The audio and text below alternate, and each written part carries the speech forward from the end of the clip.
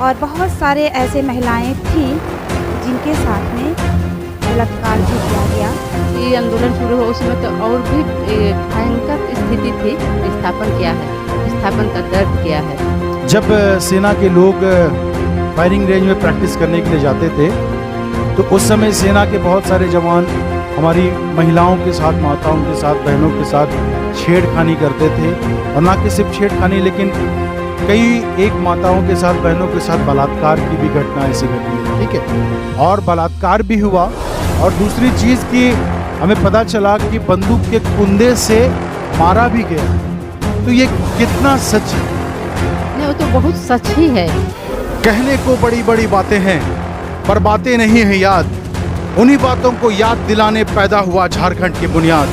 जल, जंगल और जमीन की आवाज, दिखेगा वही जो होगा सही। जी हाँ, हमारे पीछे ये जो भीड़ आप देख रहे हैं, गौर से देखिए इस भीड़ को। ये कोई शादी समारोह में जाने वाली भीड़ नहीं है, ये कोई नेता मंत्री के बुलाने वाली भीड़ नहीं है, लेकिन एक नहीं, दो नहीं, पिछले 30 सालों से ये संघर्ष कर रहे हैं और अपने जल, अपने जंगल और अपने जमीन को बचाने के लिए संघर्ष कर रहे हैं। संघर्ष का जो कारण है मालूम है क्या है? संघर्ष का कारण ये है कि ये पद यात्रा करके उतनी दूर से 185 से 200 किलोमीटर दूर ये पैदल चल करके आ रहे हैं और सरकार को ये चेताना चाहते हैं कि नेत्राहाट में जो फायरिंग फील्ड है, नेत्राहाट में मैं आपको बता दूं कि नेत्राहाट में जो फायरिंग फील्ड है, उस फायरिंग फील्ड को रद्द किया जाए। आखिर ये फायरिंग फील्ड है क्या और किस तर्ज पे इस फायरिंग फील्ड को का जो कार्य है उस कार्य को रद्द करने की मांग की जा रही है। देख रहे हैं जिस तरीके से हमारे साथ ढेरों लोग जुड़े हुए हैं और इतनी गर्मी है, इतनी गर्मी है और इतने दूर से पैदल चले आ रहे हैं।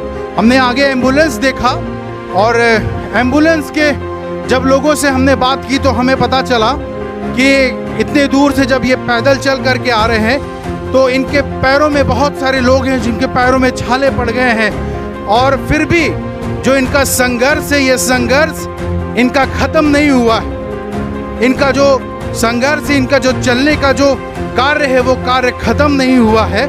जी हाँ, हम अपने कैमरे की मदद से सीधी सीधी लाइव तस्वीरें आपको दिखा रहे हैं और आप देख रहे हैं सीधी सीधी वो जो पोस्टर जो वहाँ पर लगा हुआ है, बैनर जो लगा हुआ है, उस बैनर के माध्यम से हम दिखा रहे हैं नेत्राहाट फील्ड फायरिंग रेंज खिलाफ पद यात्रा राजभवन चलो। 21 तारीख से हम आपको बता दें कि 21 तारीख से ये लाइव और सीधी तस्वीरें हम आपको दिखा रहे हैं कि 21 तारीख से दिनांक 21 अप्रैल से 25 अप्रैल 21 तारीख से ये पैदल पद यात्रा करते हुए, पैदल चलते हुए ये जो लोग हैं ये राजभवन जा रहे हैं और इनका कहना है, इनकी ये मांग है कि जो नेत्राहाट में फील्ड फायरिंग रेंज जो बनाया गया है, इस फायरिंग रेंज को रद्द करो।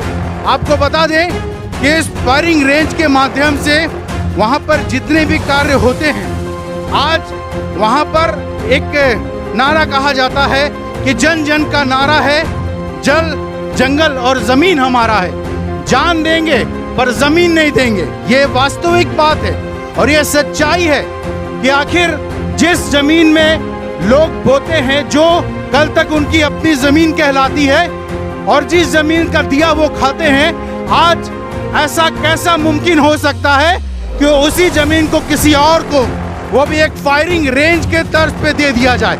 देखिए हमारे साथ इतने लोग जुड़े हुए हैं, ये सब विरोध कर रहे हैं इस बात का और इस विरोध का हम समर्थन करते हैं। इतनी दूर से ये पैदल चल के आ रहे हैं, हर वर्ग के लोग हैं, जवान हैं, बुजुर्ग हैं, हर वर्ग के लोग हैं यहाँ पर। देखिए आप बहुत भली भांति देख सकते हैं।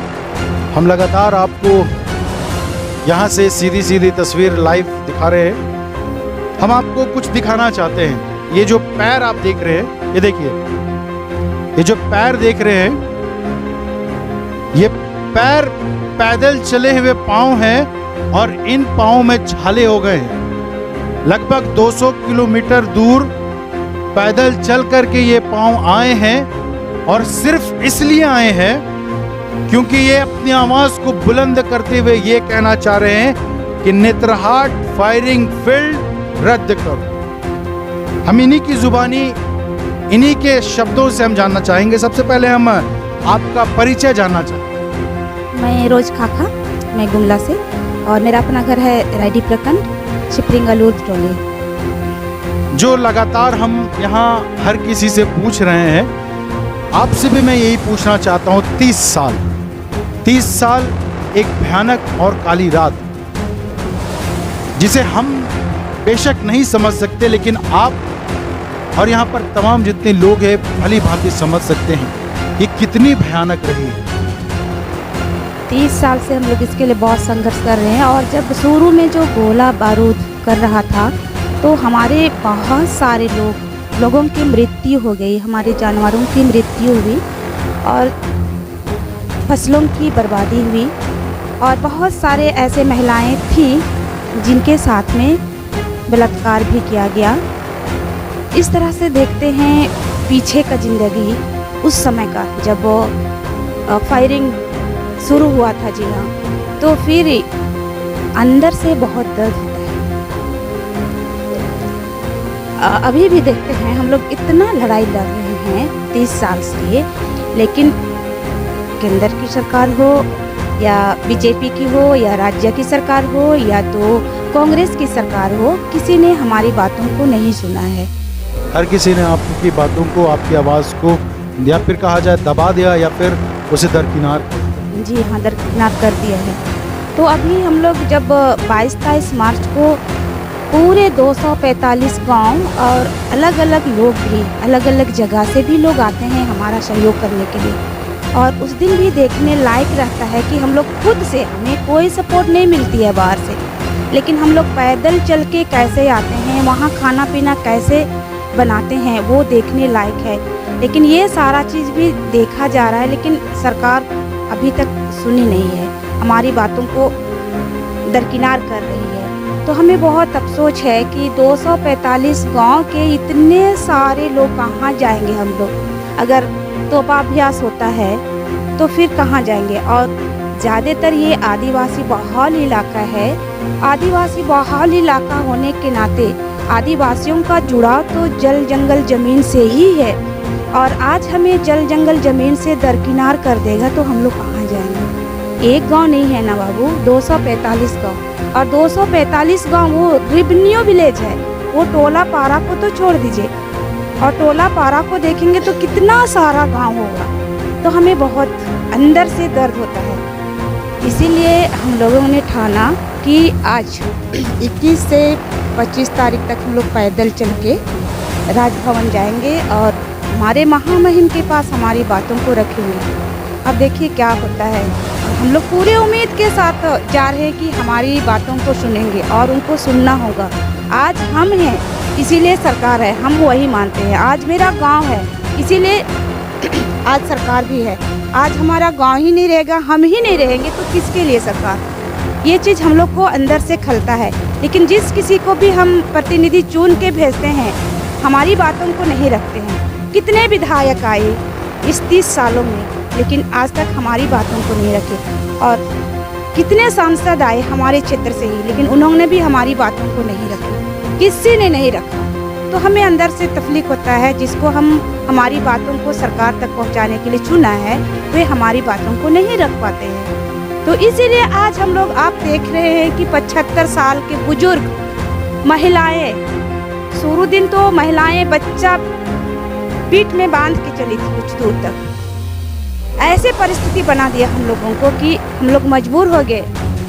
200 किलोमीटर चलना मामूली नहीं है, और इतने धूप में बताइए। तो आज तो उनको मानना ही पड़ेगा। हम जो बात लेके जा रहे हैं सरकार को, कुछ भी हो मानना पड़ेगा, और हम लोग मनवा के रहेंगे ताकि ये फायरिंग रेंज ना बने। जैसा कि आप कह रहे थे कि फायरिंग रेंज ना रहे और आप अपनी बातों को मनवा करके रहेंगे। आपने कहा कि केंद्र की सरकार हो चाहे राज्य की सरकार हो, चाहे कांग्रेस की सरकार, चाहे बीजेपी की सरकार, चाहे जेएमएम हो, चाहे आजसू, हर सरकार ने झारखंड में रह करके अपनी सत्ता की कुर्सी को गर्म किया, लेकिन किसी के तरफ से भी थोड़ा सा भी आपको आश्वासन मिला? आश्वासन नहीं मिला है हमें। किसी से मिला है आश्वासन, सिर्फ आश्वासन ही रह गया, जमीनी पे काम नहीं। मतलब सिर्फ बोली वाली बात, जी हाँ, बोली वाली बात रही, लेकिन काम कुछ नहीं। काम कुछ नहीं हुआ। नहीं तो इतना 30-30 साल हम संघर्ष करते नहीं करते ना, करना नहीं पड़ता। तो विस्थापन का जो दर्द है, ये दर्द साफ तौर पे आपके पैरों से, आपकी आंखों से, और भी जितने लोग बैठे हैं इनकी आंखों से हमें नज़र आ रहा है, उस जुनून और उस जज्बे से नज़र आ रहा है। लेकिन मैं एक चीज़ पूछना चाहूँगा, अगर बुरा लगे तो मुझे क्षमा कीजिएगा। जो माताएं हमारी, जो बहनें जिनके साथ बलात्कार हुआ, उनका परिवार, उनका घर क्या आज भी है? हाँ, उनका परिवार है, लेकिन जिन माताओं के साथ हुई थी वो माताएं नहीं हैं। उनके जब उनके साथ हुआ तो क्या किसी ने कभी ऐसा उन सैनिकों के विरोध में आवाज़ नहीं उठाई? डर से तो कोई नहीं उठाया ना, कहे कि हम लोग जानते हैं कि हमारी बातों को तो कोई सुनता नहीं है, इसीलिए कोई आवाज़ नहीं उठाया। और इतना शासक संगठन शुरू में नहीं था, वो तो तोपाभ्यास आते आते हम लोग का संगठन पूरे मजबूत हुआ ना। शुरुआत में उतना नहीं थी जब शुरुआत हुई उसमें, लेकिन महिलाएं ही थी जो कि पूरे पुलिस की गाड़ी को पीछे धकेली है, शायद सेना की गाड़ी को।